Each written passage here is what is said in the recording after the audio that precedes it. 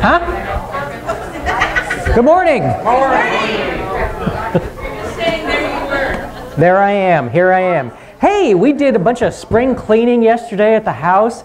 That was the first time that's happened in 7 years. But it was wonderful. Everything's clean, and I mean, you can eat off the floor. It was wonderful. 7 years ago, when we moved into that house, a lot of you helped us move and helped us paint. And you know, to this day, we just kind of look around and go, you know, this place still wouldn't have gotten painted if it wasn't for your help. So thank you so much for that. But that was, you know, back when you guys, some of you guys liked us. I don't know if that would happen today. So, hey, we have a show coming up.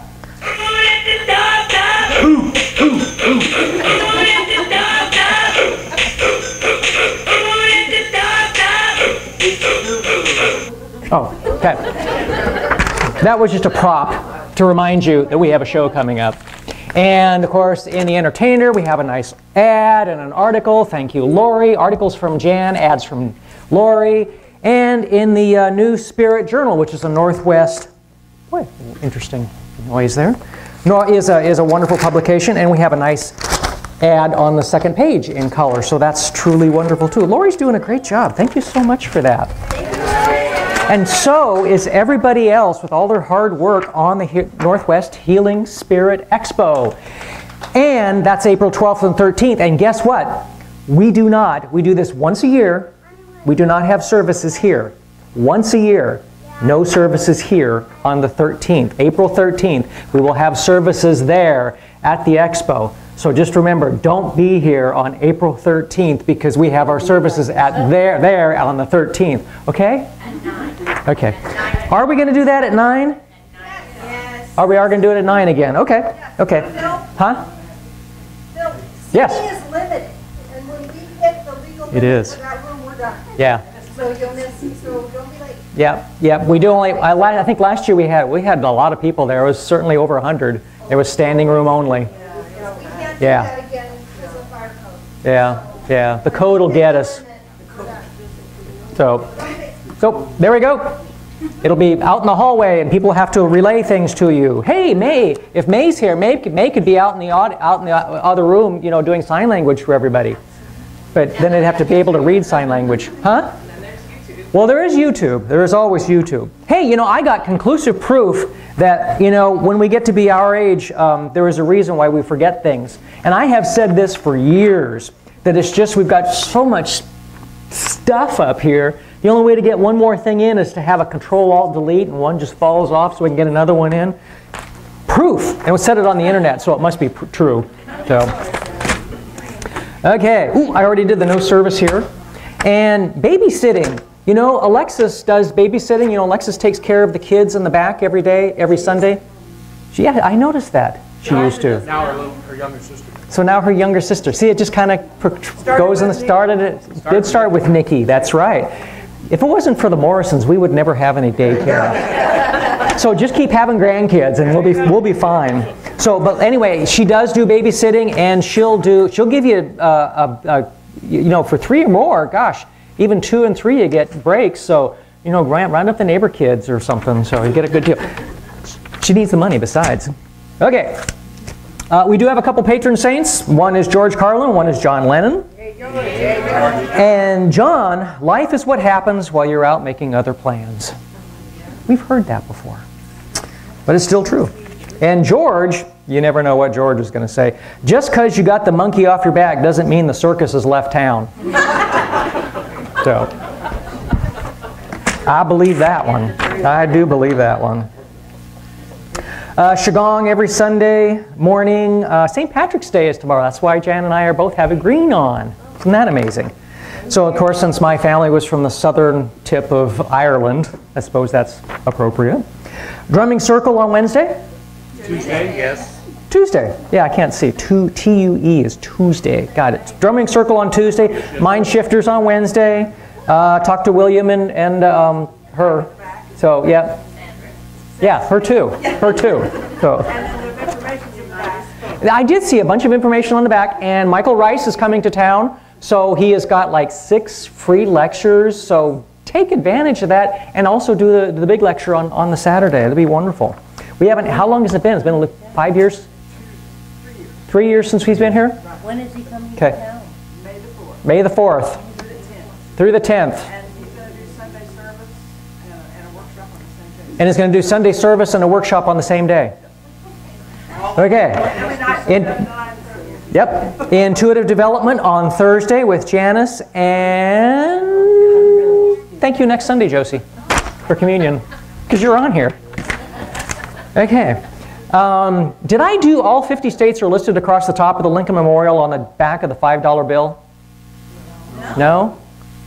So now who's going to pull a $5 bill out to take a look? Yeah. That means you're going to have to be able to see them. A dime has 118 ridges around the edge. Count those. So go home and try to figure that one out.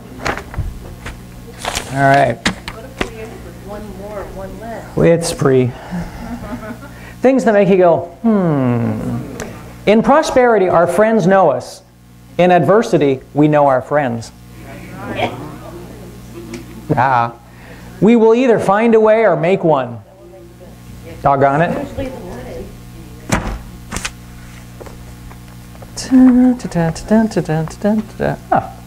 Slang expressions are usually considered to be recent additions to speech, but this is not always the case. For more than 300 years, one's sweetheart has always been called a flame.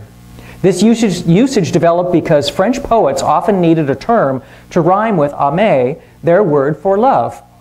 One of the few words that could be used in that fashion was flamme. Many 16th century love poems included couplets, one line of which ended in aimer and the other in flamme. Sophisticates across the English Channel pride themselves on the ability to quote French verse.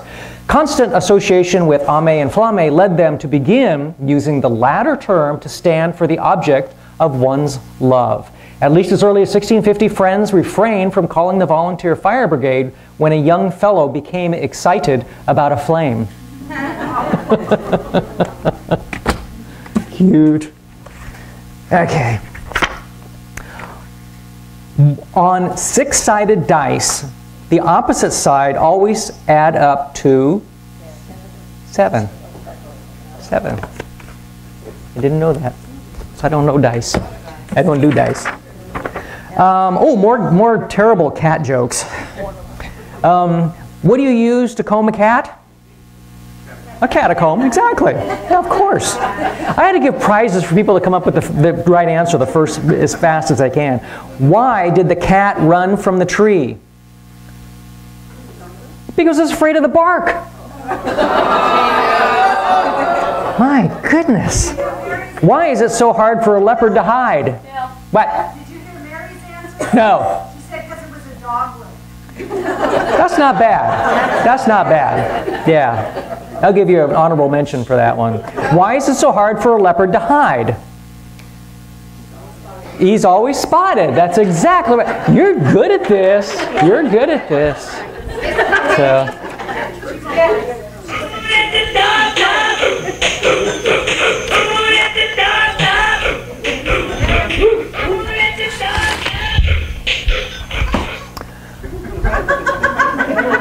A mother was preparing pancakes for her sons, Kevin 5 and Ryan 3. The boys began to argue over who would get the first pancake.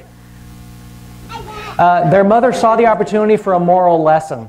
If Jesus were sitting here, he would say, "Let my brother have the first pancake. I can wait."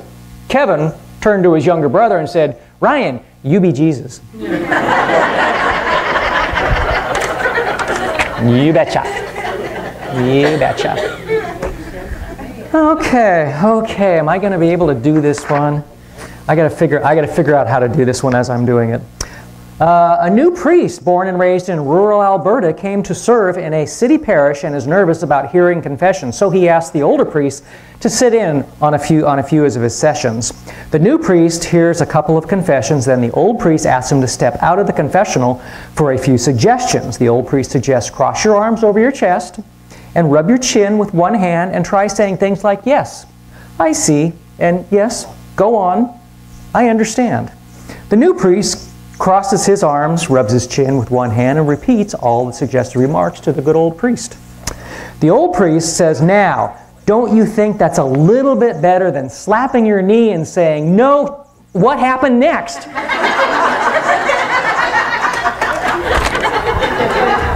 Did I get it okay without actually saying anything? So, okay, yeah. Not that that would normally stop me. Just every time I get up here, I kind of try to say the right things. Yeah. Doesn't always work, trust me.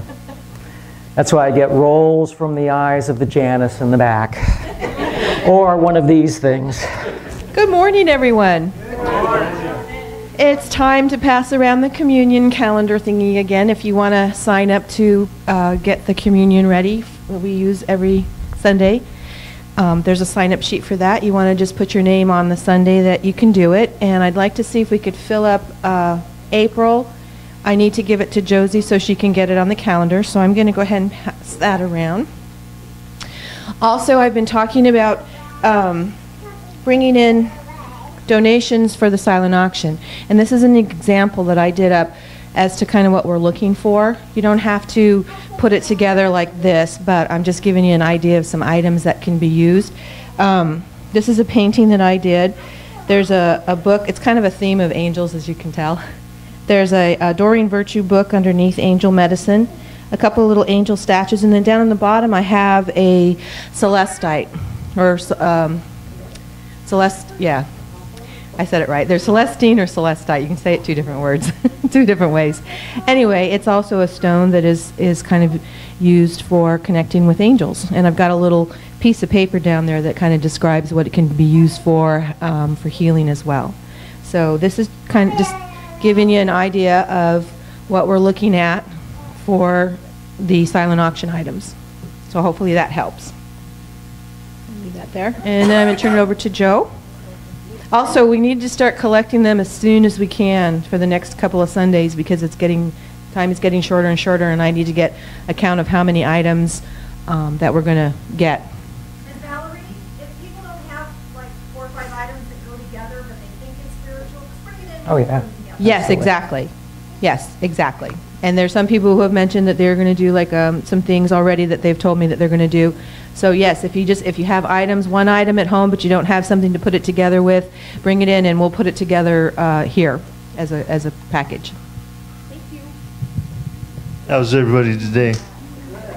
I apologize if you were on the list of volunteers and I didn't contact you. I've been a little busy. I didn't get the chance to call everybody, but I'll do it Monday or Tuesday. And the sign-up sheet is in the back on the table if you still want to volunteer. And Janice has told me to tell you that if you volunteer for the Expo, you'll be comped free passage into the Expo, so it won't cost you $5 or $6. So we also have a cookie social and vendors meeting after the church. It won't be very long, it'll be real short. So And I tried the coconut chocolate little thingies, and they're really good. So I heard they were terrible. You want to stay away from those. oh, I know. Yeah. It's probably true. Probably true. I'll take care of those. Okay, and I think that's everything I have. Am I missing anything, Jess? Okay. Thank you. Thank you. It's gonna be like I feel like a good Irish priest today. Anybody have any whiskey to put for this? I'm just drinking for a reason, so sheesh. I heard a good Irish. Yeah? Do I need to, can you repeat it? Yeah. Okay. Irish.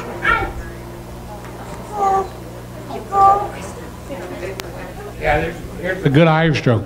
2 Irishmen left the bar. Yeah, early. Closing time.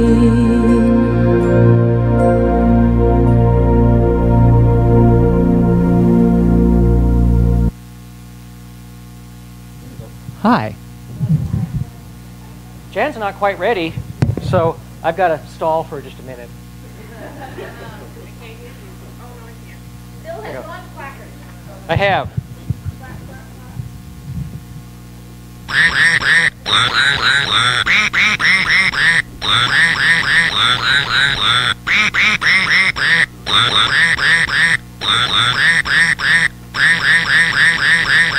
Oh, good.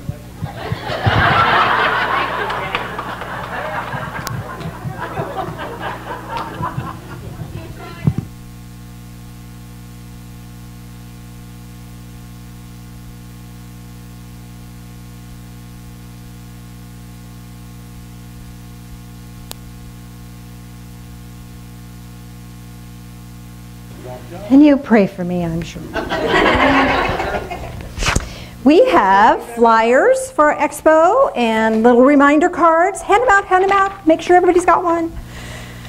Because without people showing up, it's not going to be much fun.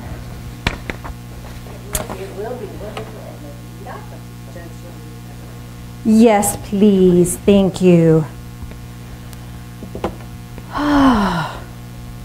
Oh, have I got something wonderful to share with you today. Been trying to be very calm and oh, to hell with it, I'm excited. So here's the deal. Sometimes I just, before I go to sleep, I kind of just stay really open, and whatever comes to the surface is something I pray about. This week, drumming circle came to the surface. And I was praying about drumming circle because I know Daryl has helped a gazillion people make drums, and sometimes people get in their busy lives and don't show up for drumming circle, but it's so wonderful and so much fun. So he really would like more people to participate in that, take advantage of that. So I was putting that out there and just kind of praying about that. Now prayer for me may be different than what you think prayer should be. There's that should word. Prayer for me is I allow myself to be in this column of light where I am connected, and then I hold something in my heart space. So I'm visualizing the drumming circle, and then I just put it in the light and let God do whatever God's going to do with that. Because as soon as I start telling God what to do, then, you know, it starts getting mucked up. So, but that's what prayer looks like for me. So I was putting this out in the light, and as I went from my heart space into the light, I saw Daryl, and he was sitting in a circle, and people had drums and things, and all of a sudden it changed. And all of a sudden, Daryl was in full regalia, Native American regalia. Did you get goosebumps on that one? Okay, it was very cool. The headdress and the buckskins, and it was phenomenal. And he was holding a prayer stick, and it was so clear. I couldn't believe how clear it was. The prayer stick was about this long, and it was wrapped with leather. Had horsehair tied to it.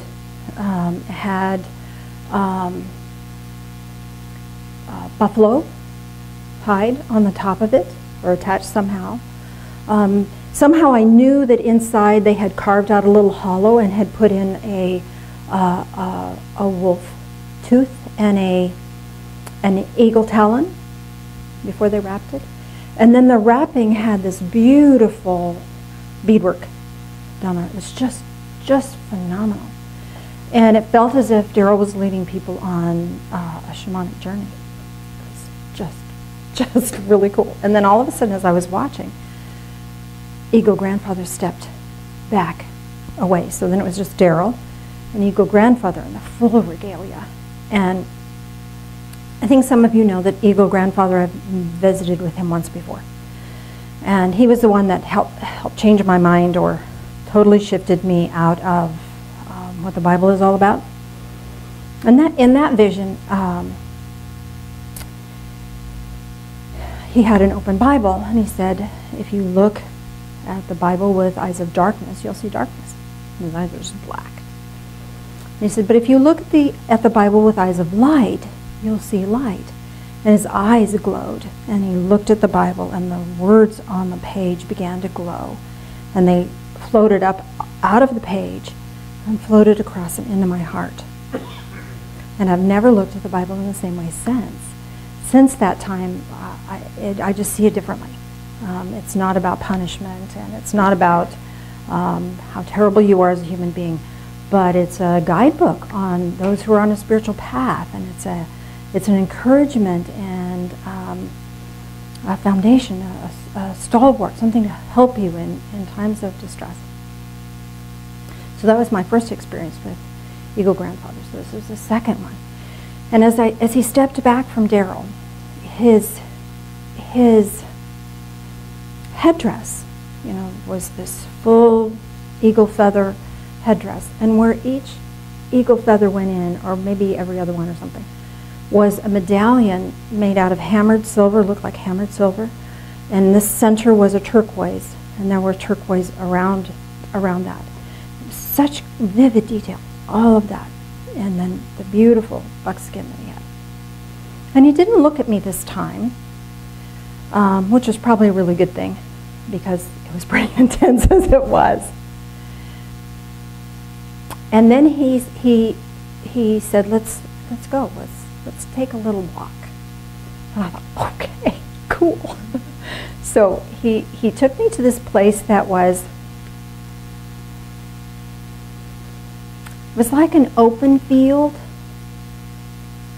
but there were ferns growing.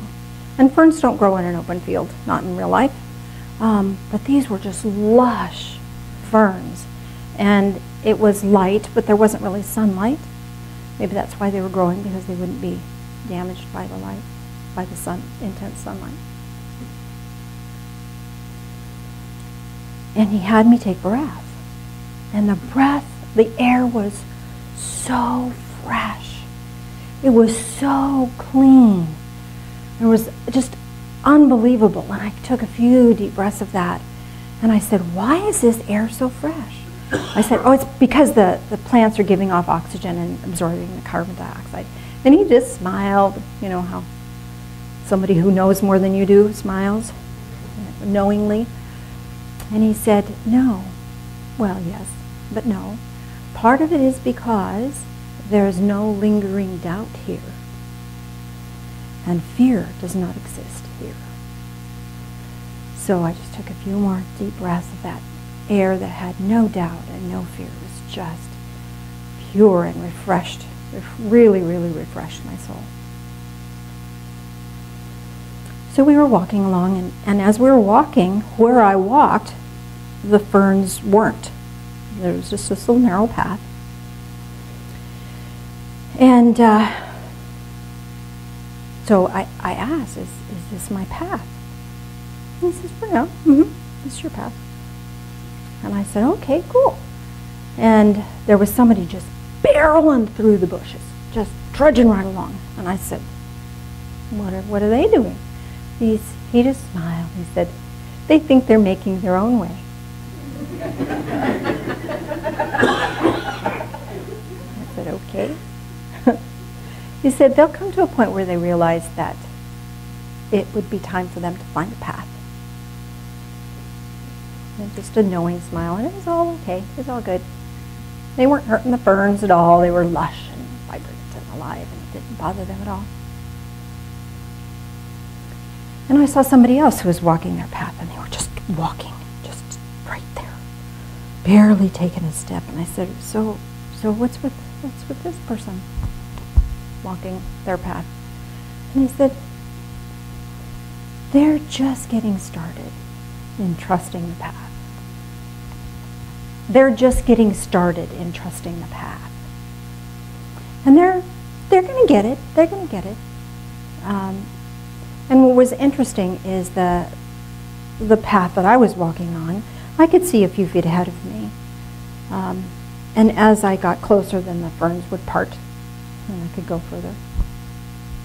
It's kind of like a walk that I take the dog on once in a while. We take her out in the field behind our house, and there's one little cutoff place that I like to take. And I'll be gosh go to heck, you can't see it till you're right on it. And every day it's like, did I miss it? Have I missed it yet? Am I on the right place? Every day, you'd think I'd get it.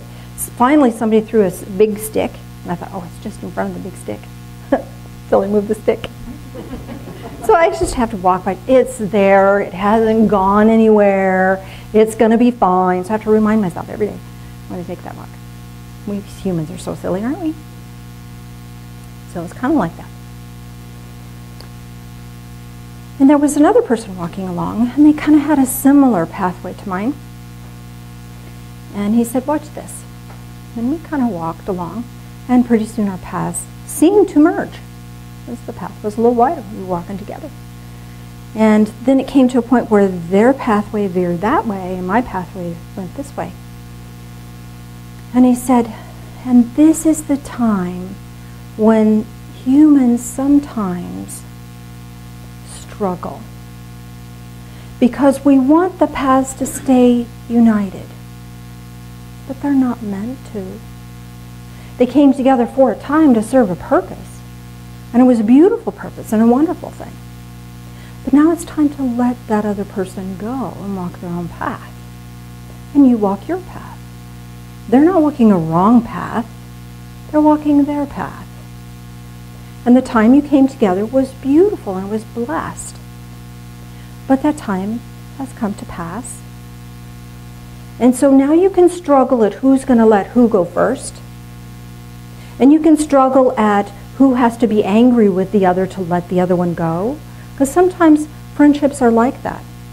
Sometimes we can't let them go if we don't have a reason to just go, well, fine, and then we can let go. Or you could just let go with gratitude.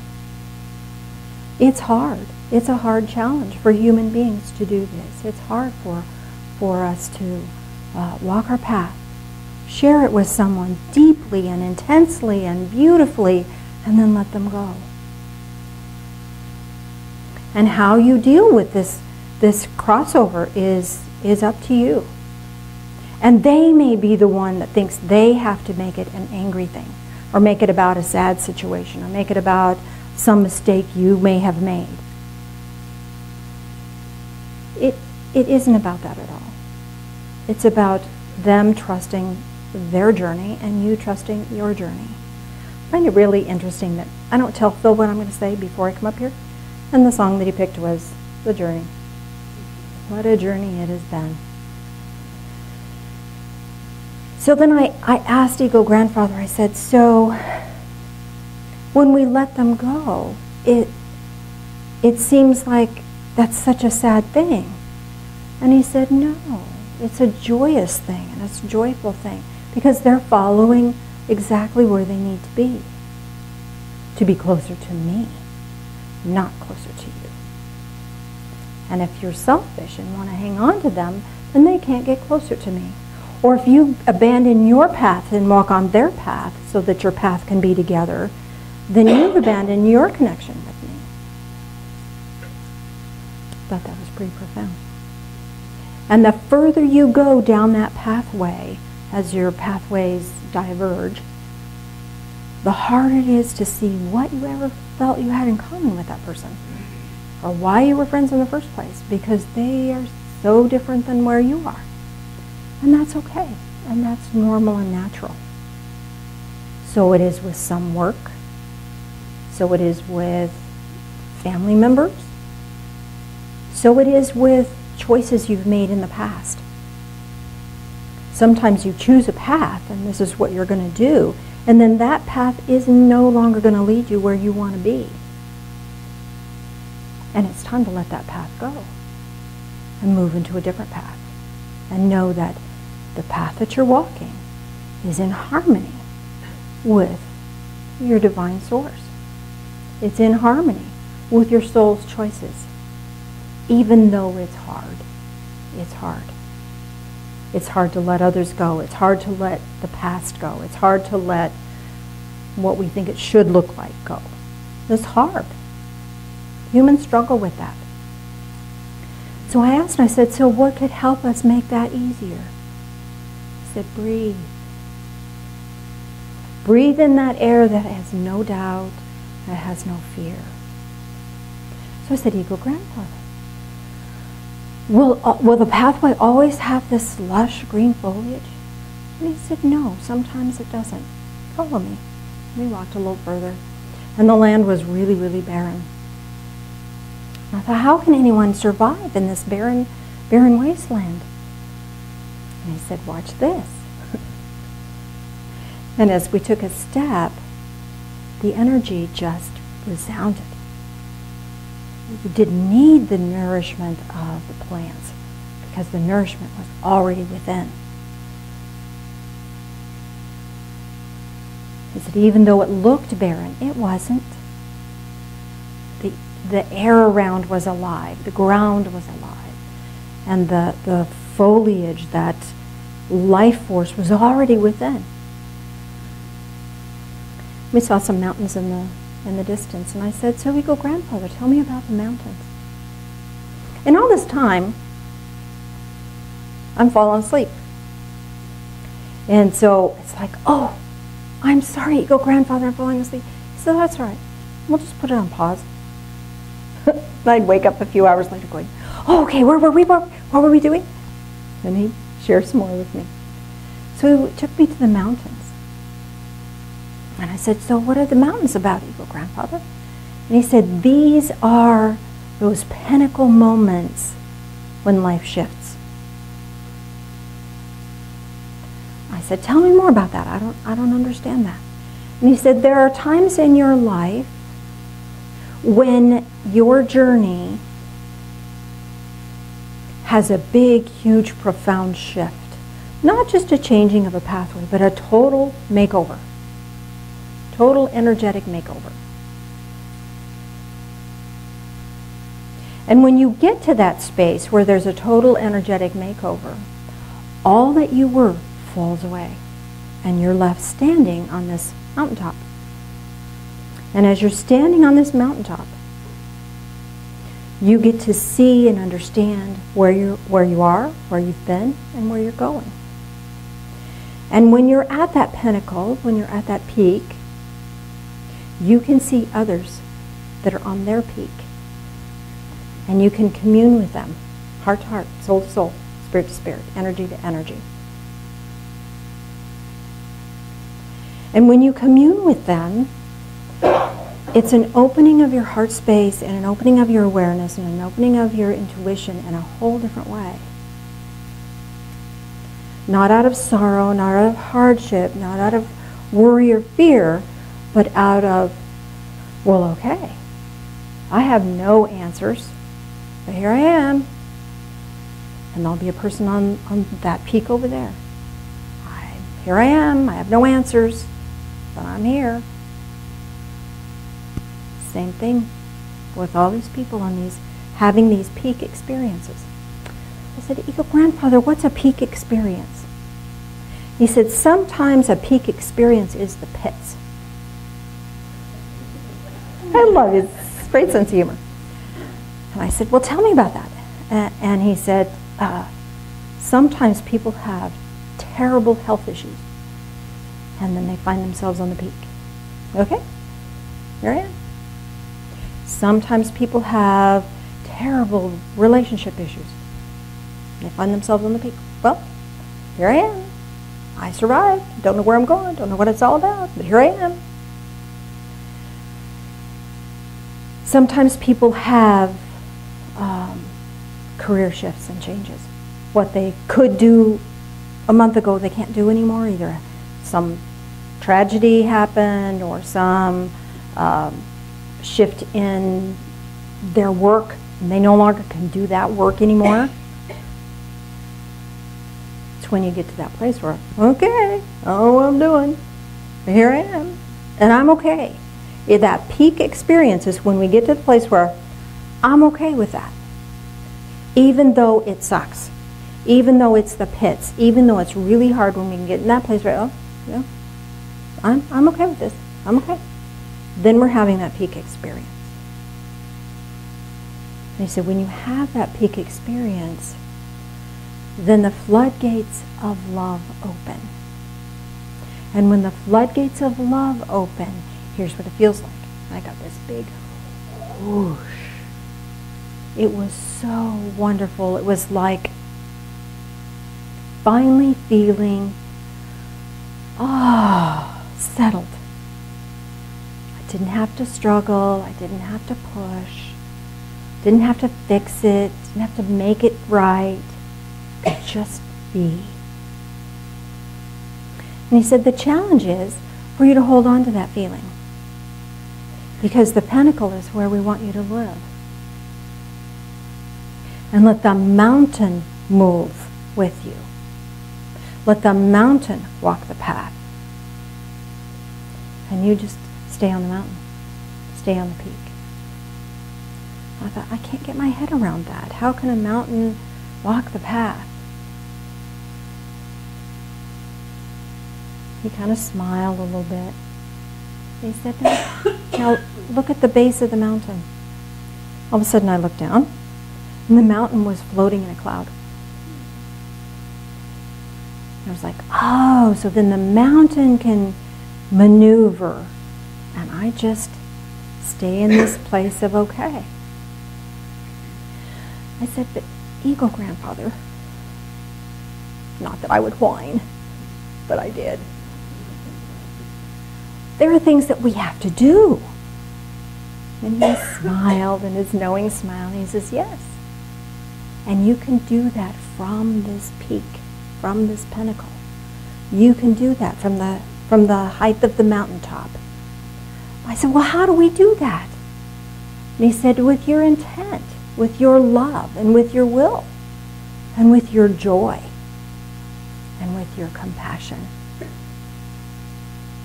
So that the things that you think you have to do, you may physically have action to take in this physical world, but your spirit stays on the pinnacle. And that brings peace and calm and joy and compassion and love into everything that you do. So I said, Eagle Grandfather, I think I got it. I think I got it. So help me bring this back with me. And I said, would you give me a gift or give me something that I can bring back and share with my fellowship? I said, no. He said, you bring them to me. I will give it to them personally. So, I know I'm going to cry. That was so awesome. So, I'd like to do a guided meditation with your permission. And I'm going to walk you through that lush green foliage, down your path, and we'll find our way to the mountain where you can receive your gift. So, if you're ready, Mr.